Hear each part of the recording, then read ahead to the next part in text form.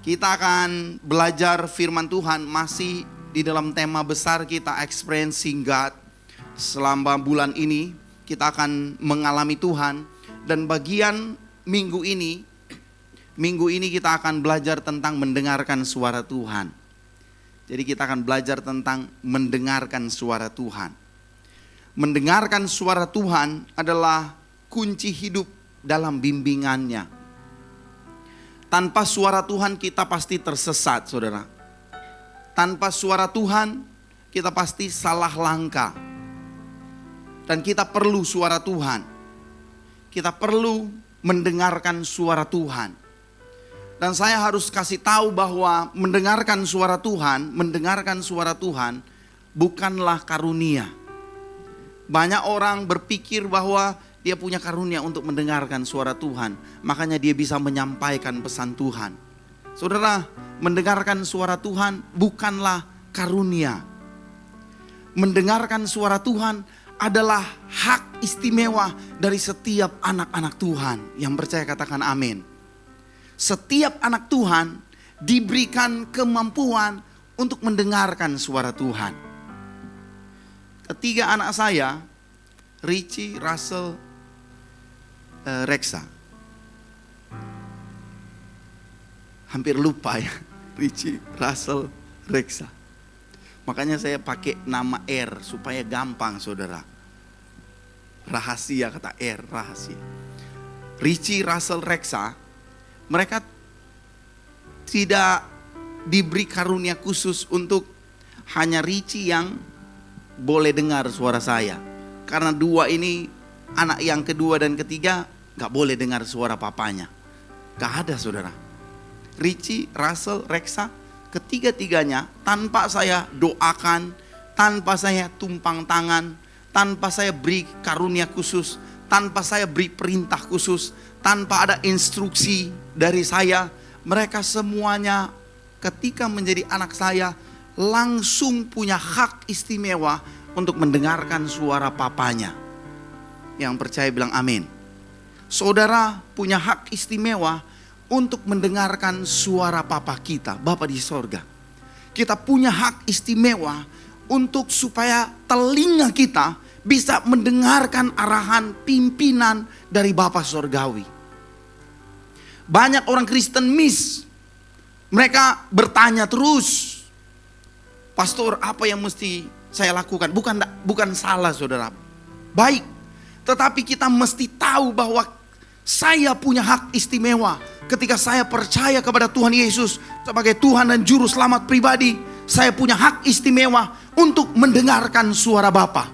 Saya punya hak istimewa untuk mendapatkan bimbingan, arahan, tuntunan dari Bapa Sorgawi. Saya tidak perlu izin, saya tidak perlu surat kuasa untuk bisa mendengarkan suara Tuhan. Saya telah menjadi anaknya dan saya punya hak istimewa untuk mendengarkan suara Tuhan. Saudara, minggu ini firman Tuhan ini saya berdoa supaya kita punya kepekaan, semakin peka untuk mendengarkan suara Tuhan. Kita punya hak khusus untuk mendengarkan suara Tuhan. Saudara bisa datang kapan saja. Saudara bisa minta apa saja. Saudara bisa katakan apa saja kepada Tuhan. Dan saudara bisa minta supaya Tuhan berbicara secara khusus kepada saudara. Karena saudara adalah anak Allah. Mari kita lihat, saudara. Yohanes 10 ayat 27. Yohanes pasal yang ke-10 ayat yang ke-27, firman Tuhan berkata begini. Yohanes 10 ayat 27. Firman Tuhan berkata, domba-dombaku mendengar suaraku dan aku mengenal mereka dan mereka mengikut aku. Luar biasa ayat ini, saudara. Ayat ini adalah perkataan Yesus sendiri. Ketika dia membicarakan perumpamaan tentang gembala yang baik. Gembala yang baik yang kemudian menyerahkan nyawanya untuk anak-anaknya, untuk domba gembalaannya. Gembala yang baik yang kemudian merelakan segala sesuatu yang dia punya, segala sesuatu yang dia miliki, supaya domba-dombanya bisa diselamatkan. Domba-dombanya tidak diculik, tidak dibinasakan oleh setan, oleh iblis. Karena kemudian di konteks ini Yesus memberikan perumpamaan tentang ada gembala yang baik dan ada gembala upahan. Karena gembala upahan akan lari ketika ada serigala datang, dia akan lari. Tetapi gembala yang baik rela mempertahankan nyawa domba-dombanya sekalipun dia kehilangan nyawanya. Dan ketika kita percaya kepada gembala yang baik itu kemudian menuntun kita. Dan ketika dia menuntun kita, firman Tuhan datang, domba-dombaku mendengar suaraku dan aku mengenal mereka dan mereka mengikut aku. Yang menarik di bagian ini cerita dalam konteks Yohanes pasal 10 adalah ada orang-orang yang kemudian marah sama Tuhan. Ada orang-orang yang gak setuju dengan Tuhan. Dan ada orang-orang yang berpikir bahwa Tuhan Yesus itu gila. Mungkin dia kerasukan setan. Tetapi ada beberapa orang yang kemudian percaya bahwa dia perkataannya benar. Tidak mungkin Yesus gila, tidak mungkin Yesus kerasukan setan. Karena di pasal sebelumnya, di pasal 9, Yesus menyembuhkan orang yang buta sejak lahir. Ada orang yang marah, tetapi ada orang yang menerima. Ada dua konteks. Mendengar dan menerima. Mendengar dan kemudian menolak. Kita perlu mendengar dan kita perlu menerima. Karena kita adalah domba-domba. Dan Yesus adalah gembala kita. Mendengar suara Tuhan. Dulu saudara, mendengar suara Tuhan itu hampir dinikmati oleh semua jemaat. Dulu saudara. Tapi belakangan ini kekristenan mulai tergerus imannya. Mulai tergerus keyakinannya bahwa hanya segelintir orang saja yang bisa mendengarkan suara Tuhan. Dulu suara Tuhan sering didengar oleh banyak orang. Jemaat Tuhan sekalipun. Enggak sekolah pendeta, mau dia sekolah pendeta, enggak sekolah pendeta.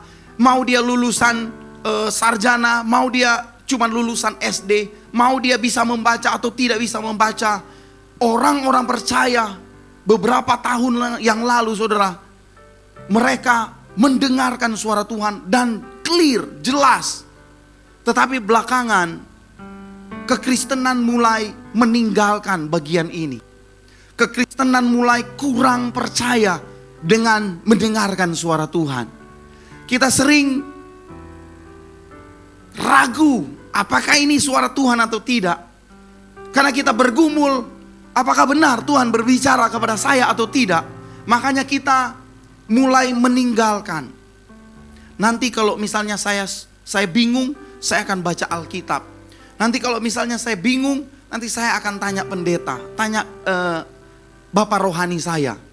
Tetapi pagi ini saya berdoa supaya melalui firman Tuhan ini kita akan mulai membangun keyakinan kita, iman kita, supaya kita mulai semakin peka mendengarkan suara Tuhan.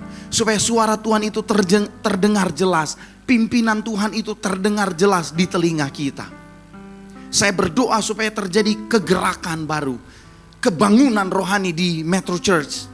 Supaya ada anak-anak Tuhan yang kemudian mendengarkan suara Tuhan dengan jelas. Karena kita tahu bahwa mendengar suara Tuhan adalah hak istimewa setiap anak Tuhan.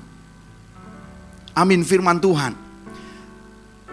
Di dunia ini penuh dengan suara yang membingungkan. Dunia ini penuh dengan suara yang membingungkan saudara. Bingung. Yang satu bilang A, yang satu bilang B, yang satu bilang C, yang satu bilang D. Saudara, ada yang kemudian saya suka kopi. Sudah ngopi hari ini jam 11. Sudah lewat saudara.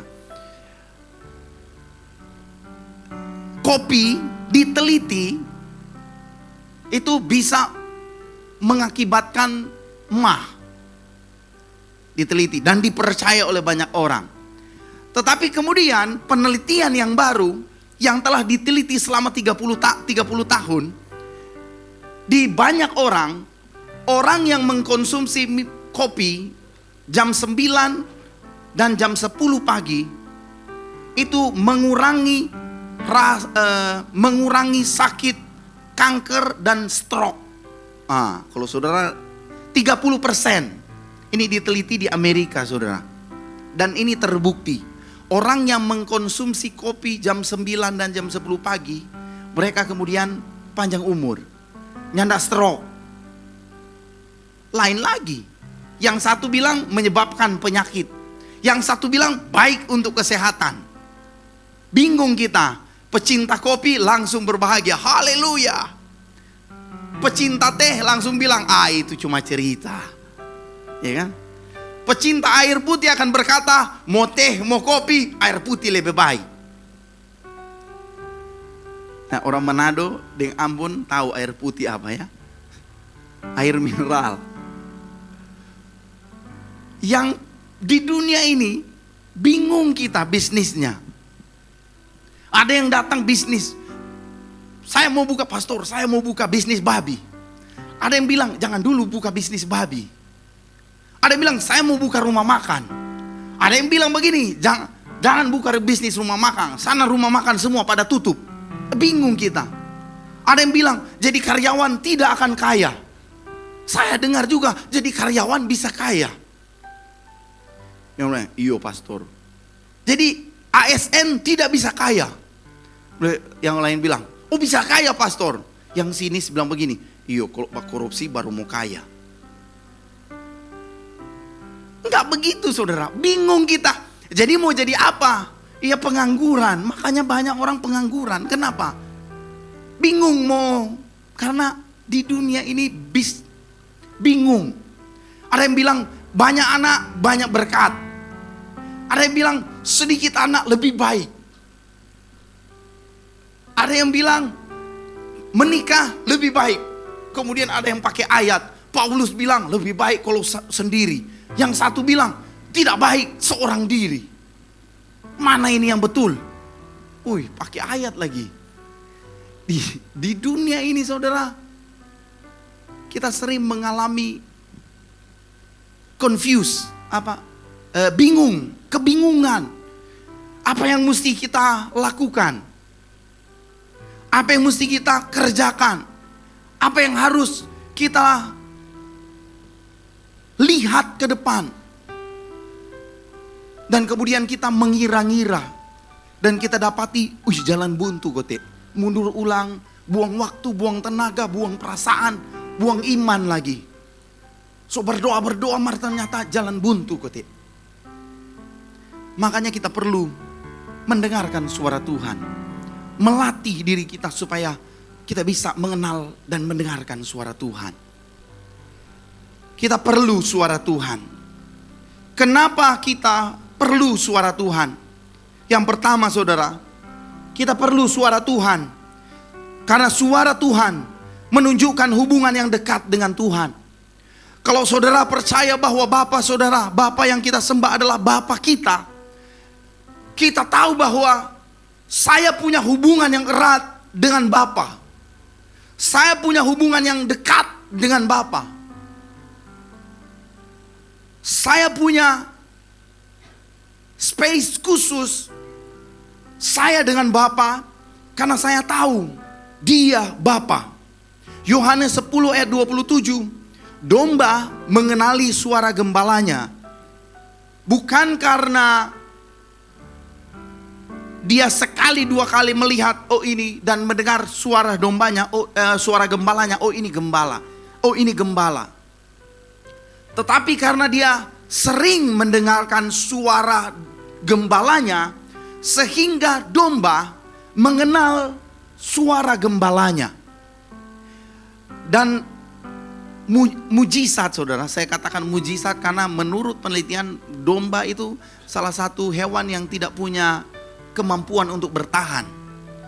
Dan kebanyakan mereka itu lemah, takut, mereka mudah diintimidasi, domba sangat rentan.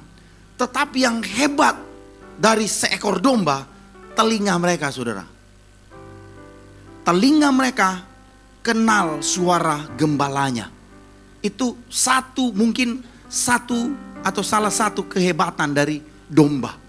Mereka bisa mengenali dengan jelas suara gembalanya, sekalipun ada beberapa orang yang di satu area pengembalaan biasanya ada beberapa kelompok domba. Dan di setiap kelompok domba biasanya ada satu gembala, ada gembala. Dan luar biasanya adalah kalau ada domba yang kemudian jauh, dia dekat dengan kelompok kawanan domba yang lain.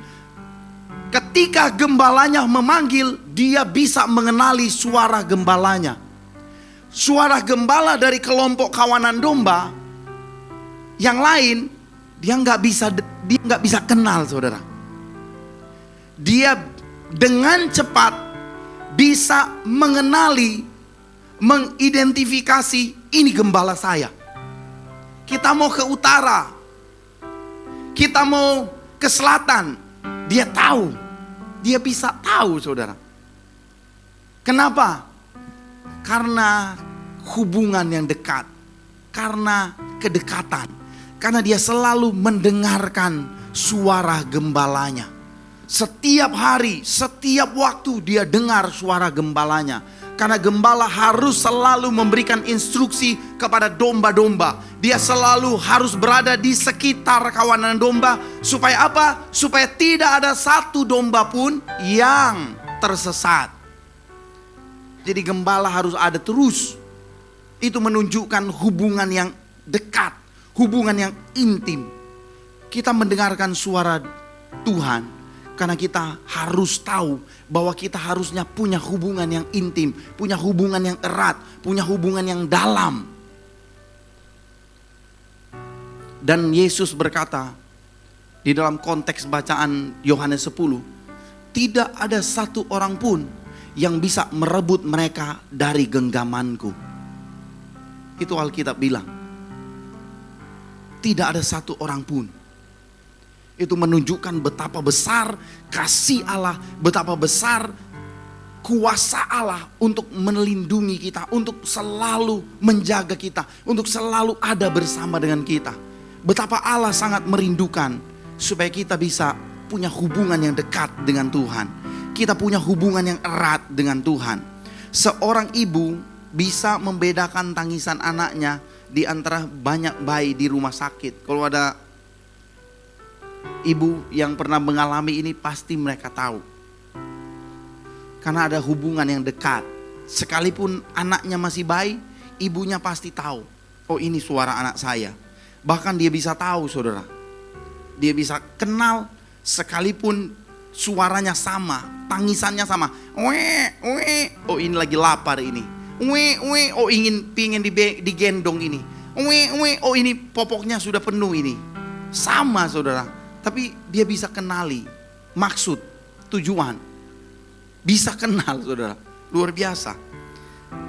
Kalau saudara tahun 90-an, 2000 awal, saudara naik angkot di kota Manado. Saudara pernah naik angkot? Yang pernah naik angkot katakan saya. Dan angkotnya, puji Tuhan, sedikit yang angkat tangan. Berarti punya kendaraan pribadi banyak, puji Tuhan. Tapi di Manado, saudara, angkotnya speakernya gede-gede, besar-besar. 15 inch, ada yang 18 inch. Sampai orang kalau duduk di belakang, itu lehernya harus nunduk sedikit. Kenapa? Karena tinggi, karena speakernya besar. Nah gitu. Saya pernah naik angkot di belakang, tinggi. Dan suaranya bising, saudara. Keras musiknya. Bagaimana caranya supaya kalau kita ada 2 orang di dalam sebuah angkot yang bising dan kemudian kita mau ngobrol satu dengan yang lain, bagaimana kita bisa tahu apa yang dia katakan atau mengerti apa yang dia sampaikan kalau di dalam angkot itu bising, ribut, suara musiknya keras. keras. Ada yang bilang, kasih mati no dia suara. Shoot down. Tapi kadang sopir Manado gengsi saudara. Semakin besar suara musiknya, semakin tidak kedengaran dia punya oto karak-karak. Saudara tahu nanti kalau musiknya kecil, itu tuh bunyi itu musik menolong, menaikkan gengsi. Supaya nggak ketahuan, mobilnya rongsokan, sedikit lagi mogok. Anak-anak nggak mau naik saudara, anak next gen nggak mau naik. Kalau bunyi mobilnya bunyi-bunyi yang nggak betul. Jadi mesti. Kadang sopirnya nggak mau saudara, kecilin musiknya, nggak mau. Kenapa? Nanti harga dirinya turun. Kenapa? Mobilnya berbunyi-bunyi. Jadi supaya kita bisa mengerti, mendengar dengan jelas, kita perlu dekat. Lebih dekat, lebih jelas. Semakin dekat, semakin jelas. Kalau supaya lebih jelas, saudara, bisa dia bisikkan di telinga kita apa yang dia mau, apa yang dia mau sampaikan. Semakin kita dekat dengan Tuhan, semakin suara Tuhan itu jelas. Semakin kita memberi telinga kita semakin dekat dengan Tuhan, dengan mulut Tuhan, dengan perkataan Tuhan, dengan suara Tuhan, maka semakin jelas suara Tuhan itu didengarkan. Semakin kita membangun hubungan dengan Tuhan, semakin jelas kita bisa mendengar suara Tuhan. Luar biasa mendengarkan suara Tuhan. Yang kedua, mendengarkan suara Tuhan itu bisa membangkitkan iman dan keyakinan kita kepada Bapa Sorgawi.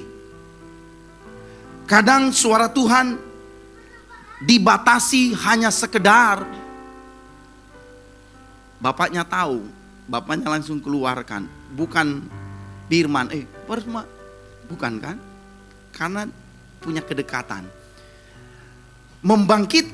Suara Tuhan membangkitkan iman dan keyakinan kita kepada Bapa di sorga. Kadang kita berpikir bahwa suara Tuhan hanya untuk menuntun kita.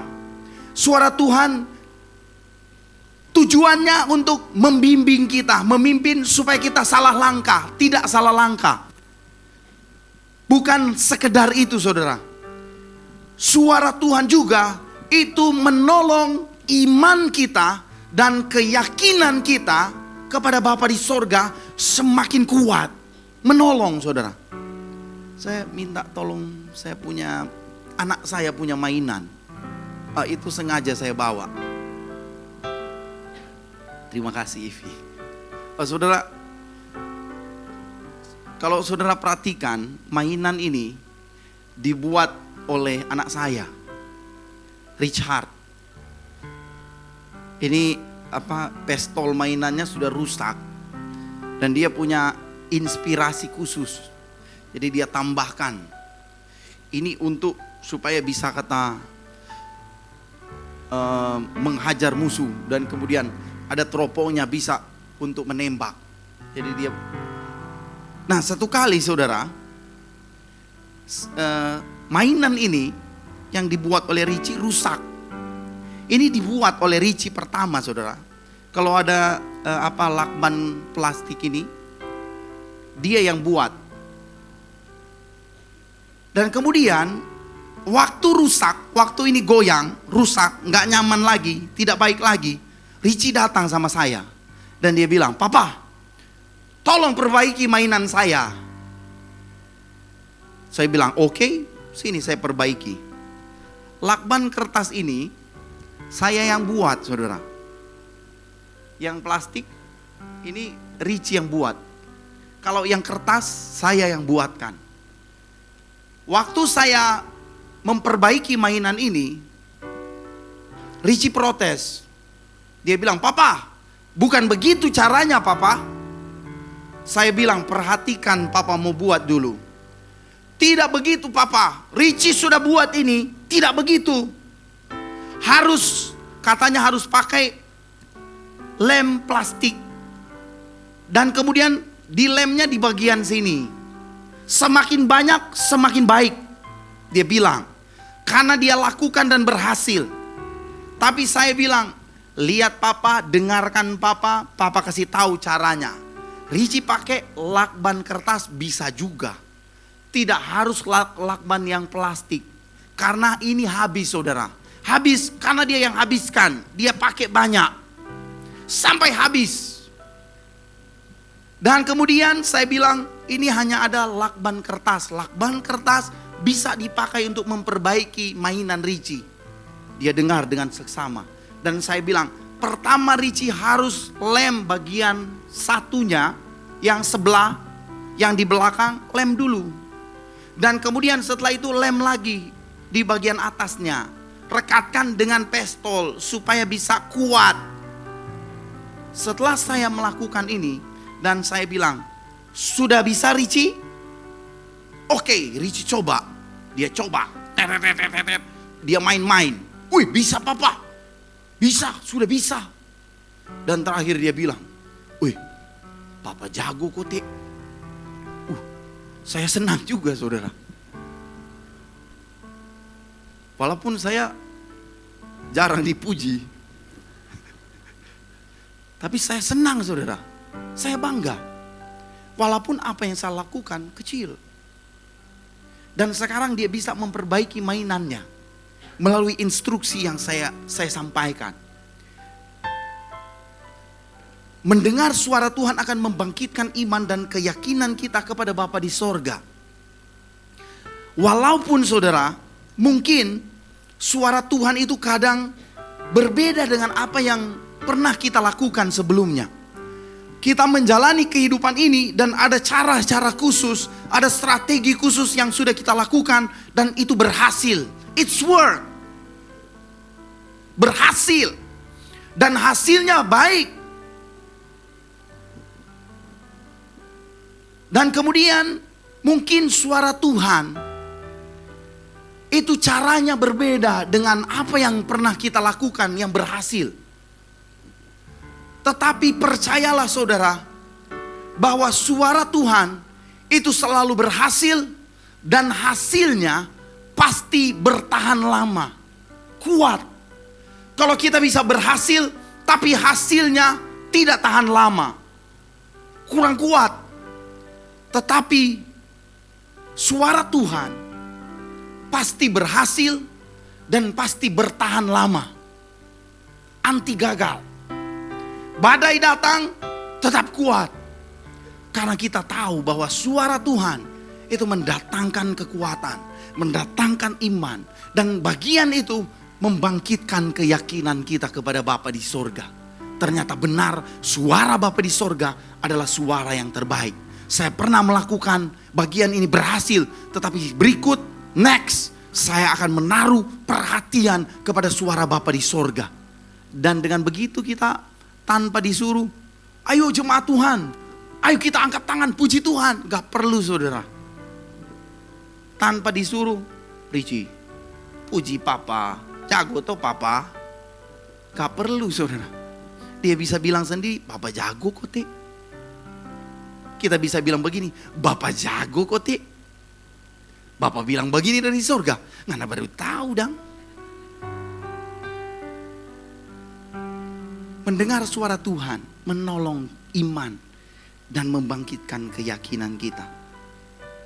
Roma 10 ayat 17 berkata begini. Jadi iman timbul dari pendengaran dan pendengaran akan firman Kristus. Iman timbul dari pendengaran akan firman Kristus, suara Tuhan. Bagaimana cara mendengarkan suara Tuhan? Yang pasti pertama melalui firman Tuhan. Mazmur 119 ayat 105 berkata, firman-Mu itu pelita bagi kakiku dan terang bagi jalanku. Kalau kita sering baca Alkitab, maka suara Tuhan akan semakin jelas kita dengar. Kalau kita membaca Alkitab, tolong jangan baca di dalam hati. Boleh baca dalam hati, boleh. Tapi bersuaralah. Supaya telinga saudara bisa mendengarkan. Karena iman timbul dari pendengaran akan firman. Dan firman itu pelita bagi kaki kita dan terang bagi jalan kita. Yang pertama melalui firman, yang kedua melalui doa. Kalau kita datang kepada Tuhan melalui doa, doa bukan sekedar meminta, saudara. Doa bukan sekedar meminta sesuatu kepada Tuhan, bukan hanya itu. Tetapi doa juga ketika kita berdoa supaya Tuhan juga bisa berbicara dengan kita. Komunikasi yang baik adalah ketika kita bisa berbicara dan kemudian ketika kita bisa mendengarkan. Dan menurut penelitian, kadang saudara, banyak sekali masalah, pergumulan, tantangan yang dihadapi. Banyak sekali kekacauan yang terjadi karena masalah pendengaran. Bukan masalah instruksinya, bukan saudara. Tetapi masalah mendengarkan. Dan banyak masalah persoalan yang diselesaikan karena mendengarkan dengan seksama. Ada juga banyak hubungan yang dipulihkan bukan karena doa pendetanya yang hebat, luar biasa doa pendetanya, bukan. Tetapi karena mendengarkan. Ada orang Bakalai, saudara. Dan setelah itu datang konseling. Setelah konseling, A bilang, sampai lelah. Sudah? Oh, belum, masih kita dulu. Satu lagi, tunggu dulu, kita dulu. Oh, terus bilang, Badiang dulu, dua-dua. Dia dulu tuh bicara. Yang satu lagi, bicara. Jangan dulu bicara orang lain. Kenapa? Apa yang kamu rasakan? Sampaikan. Dia bilang dengan nada yang baik, sambil senyum. Dia bilang, bisa paham apa yang dia maksud? Oh bisa. Siapa kok ngana ndak bilang dari? Kita so bilang pangana. Hampir Bakalai ulang. Kalau begitu, cuma kotek begitu, bilang kok. Kita so bilang. Dari nada rendah sampai nada tinggi so bilang. Mau perlu nasihat, mau bilang, jadi bagaimana sekarang? Sudah kalau cuma begitu kok Teng kali kok bilang kok bye-bye. Sudah? Oh so kelar. Pendeta tidak perlu bilang, menurut firman Tuhan, kasihilah sesamamu manusia seperti engkau mengasihi dirimu sendiri. Anda bicara itu saudara, langsung didoakan, selesai, masalahnya selesai. Kenapa? Cuma kasih badengar. Selesai. Kadang juga ada orang curhat, pastor begini kok kita hidup begini. Sampai lelah, so lelah sudah. Jadi bagaimana? Pastor berdoa akan jo kita. Berdoa, selesai. Tak kira mau minta nasihat apa? Cuma dengarkan. Dan banyak orang juga butuh didengarkan. Bapa di sorga juga butuh didengarkan. Perlu mendengar. Supaya orang bisa semakin mengalami Tuhan. Dan namanya iman dan keyakinan kita semakin kuat kepada Bapa di sorga. Melalui doa kita mendengarkan suara Tuhan. Dan kemudian melalui tuntunan Roh Kudus.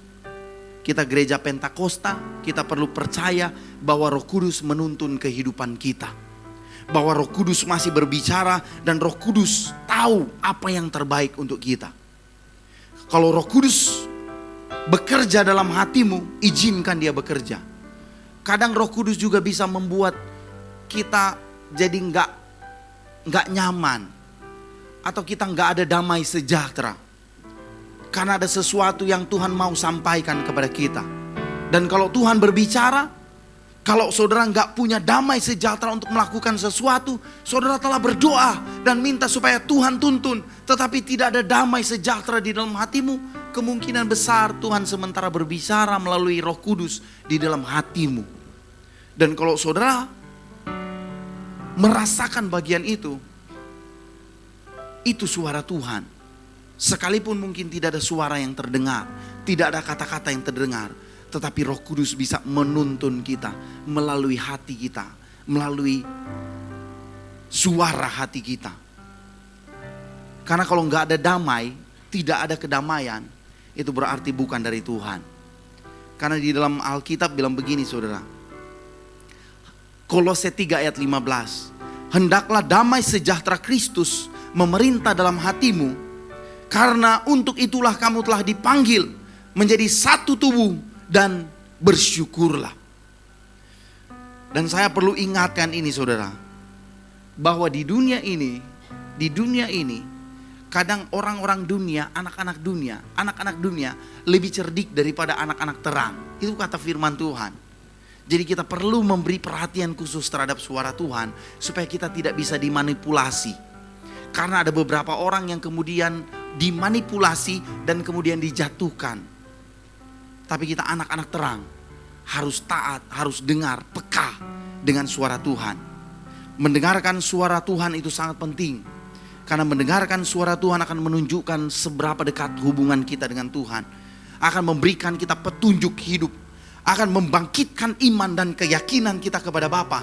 Dan kemudian mendengarkan suara Tuhan akan membawa sukacita dan damai sejahtera di dalam hati kita. Saudara siap dengar firman Tuhan, dengar suara Tuhan, yang siap katakan amin.